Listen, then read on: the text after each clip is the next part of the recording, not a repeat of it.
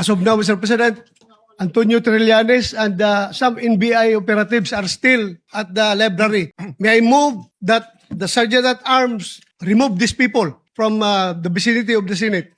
Dear colleagues, Senator Trillanes, as a former member of the Senate, is welcome in the Senate and will of course be given due courtesy unless he has He is part of the harassment, unless Mr. he is President. part of the harassment. So Kasama niya. You gave me that Siya answer. ang nagawa sa Yes. NBI na harangin ako dito. So Bakit natin hayaan siya nandito Yes. siya? With that clarification, is there any objection that we ask we will ask the NBI to leave except for the person or people who assaulted you, because in my view, our legal should bring them for inquest because they were caught flagrante delicto assaulting a senator in our premises. Yung nag-assault sa iyo hindi dapat pakawalan. Dapat dalin sa for inquest. Yung kung walang kilalaman na nandito at wala silang official business dito, may motion ang Senator Bato na paalisin sila sa Senate. Is there any objection? Sana, bago sila paalisin, i-identify muna natin yung mga nagharang sa akin at i-inquest natin. Yes. Kapailan natin ang kaso. Bago sila paalisin dito lahat. Dahil para tayong king queen dito. Yes. In-assault na tayo dito sa ating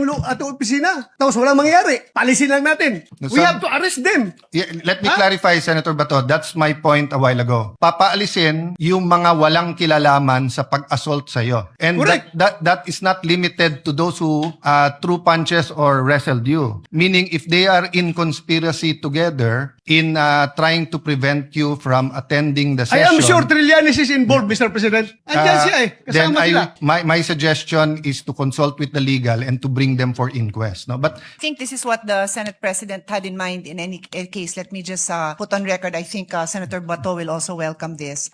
Before removing anyone who is not involved, we have to determine who is involved and who is not involved. Obviously, I think that's quite obvious. But to be clear with the instructions of the Senate President, everybody here should be dealt with because they are here for a reason. We need to hear from them. They should give their testimony kung bakit sila nandito, sino ang nagpapunta sa kanila dito, ano ang instructions sa kanila, kahit tumayo lang sila dito, we want to know why are they here. So just to be clear, I'm pretty sure that is what the Senate President meant, but perhaps we can instruct our legal team very carefully bago paalisin. Pati yung identification nila, yung official identification nila, baka may mag-missing in action dyan.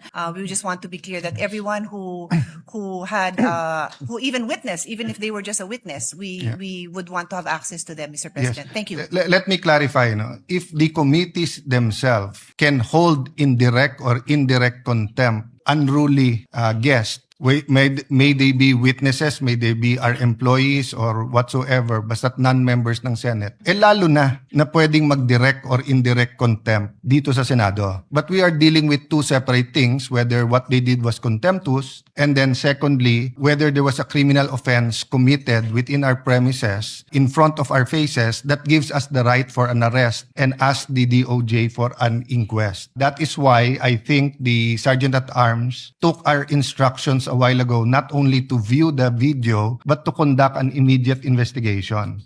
Maybe we can have a 2-minute suspension and consult with the Sergeant of Arms kung nasaan na yung investigation nila before we ask anyone to leave the Senate.